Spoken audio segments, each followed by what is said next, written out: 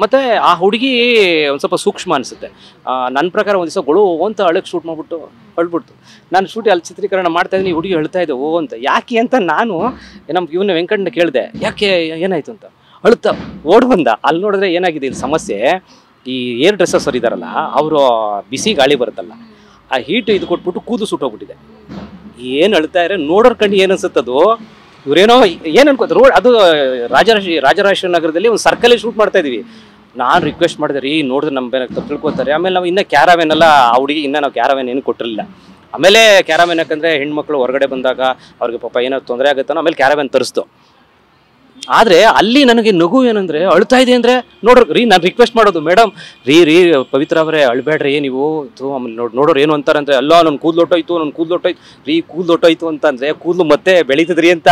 ಅಂದರೆ ಅದೊಂದು ಸನ್ನಿವೇಶದಲ್ಲಿ ಆ ಹುಡುಗಿ ಹತ್ತದ ನೋಡಿದಾಗ ಆವಾಗ ಸೂಕ್ಷ್ಮ ಅಂತ ನನಗೆ ಅನಿಸ್ತು ಮೇಡಮ್. ಅದೇ ಸರ್, ತುಂಬಾ ಜನ ಹೇಳೋ ಪ್ರಕಾರ ಕೂಡ ತುಂಬಾ ಸೆನ್ಸಿಟಿವ್ ಪವಿತ್ರ ಗೌಡ ಅವರು ಹೇಗೆ ಈ ರೀತಿ ಮಾಡಿದ್ರು ಅಂತಾನೆ ಅರ್ಥ ಆಗ್ತಿಲ್ಲ ಅನ್ನೋರು ಕೂಡ ಸಾಕಷ್ಟು ಜನ ಇರುವಂತದ್ದು ಆತ್ಮೀಯರು.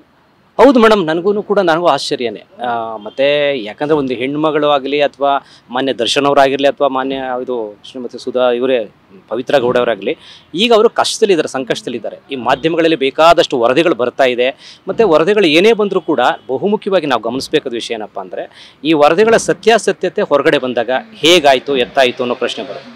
ಮತ್ತು ನನ್ನ ಪ್ರಕಾರ ನೀವೇನಾರು ಅನ್ನಿ, ದರ್ಶನ್ ಅವ್ರ ಬಗ್ಗೆ ನಾನು ಹೆಚ್ಚು ಮಾತಾಡೋಕ್ಕೋಗಲ್ಲ. ಯಾಕಂದರೆ ಒಂದು ಹೆಣ್ಣು ಮಗಳಾಗಿ, ಅವಳು ಒಬ್ಬ ಹೆಣ್ಮಗಳಾಗಿ, ಒಬ್ಬ ಧರ್ಮಪತ್ನಿ, ಯಾರೋ ವಿಜಯಲಕ್ಷ್ಮಿ ಅವರು ಒಬ್ಬ ಧರ್ಮಪತ್ನಿ. ಮತ್ತು ಇನ್ನೊಂದು ಮುಖ್ಯವಾದ ವಿಷಯವನ್ನು ನೀವು ಗಮನಿಸಬೇಕು. ಯಾಕಂದರೆ ದರ್ಶನ್ ಅವರ ಅಭಿಮಾನಿಗಳಿದ್ದಾರಲ್ಲ, ಅವರು ಅಪ್ಪಟ ಕಟ್ಟ ಅಭಿಮಾನಿಗಳು. ಅವ್ರನ್ನ ದರ್ಶನ್ ಅವರ ಅಭಿಮಾನಿಗಳು ದರ್ಶನ್ ಅವರನ್ನ ಅಣ್ಣ ಅಂತ, ವಿಜಯಲಕ್ಷ್ಮಿ ಅವರನ್ನ ಅತ್ತಿಗೆ ಅಂತ ನೋಡ್ತಾ ಇರುವಂಥ ಅಭಿಮಾನಿಗಳು. ಅಂಥ ಅಭಿಮಾನಿ ಬಳಗವನ್ನು ಹೊಂದಿರುವಂಥ ಒಬ್ಬ ದರ್ಶನ್ ಅವರ ಜೀವನಕ್ಕೆ ನೀವು ಕಾಲಿಟ್ಟ ಸಂದರ್ಭದಲ್ಲಿ ನೀವು ಹುಷಾರಾಗಿರಬೇಕಾಗಿತ್ತು. ಸೋಷಿಯಲ್ ಮೀಡಿಯಾದಲ್ಲಿ ಬರೋ ಅವಶ್ಯಕತೆ ಏನಿತ್ತು? ಇವತ್ತಿನ ಎಲ್ಲ ತಪ್ಪುಗಳಿಗೆ ಆ ಹೆಣ್ಣು ಮಗಳು ಮಾಡ್ಕೊಂಡಿದ್ದಂಥ ಸ್ವಯಂಕೃತ ಅಪರಾಧ ಅಂತ ನಾನೊಬ್ಬ ಅಕ್ಕ ತಂಗಿಯರ ಜೊತೆ ಹುಟ್ಟಿರುವಂಥ ಮಗನಾಗಿ ನಾನು ಹೇಳಿಕ್ಕೆ ಇಷ್ಟಪಡ್ತೀನಿ. ಯಾಕಂದರೆ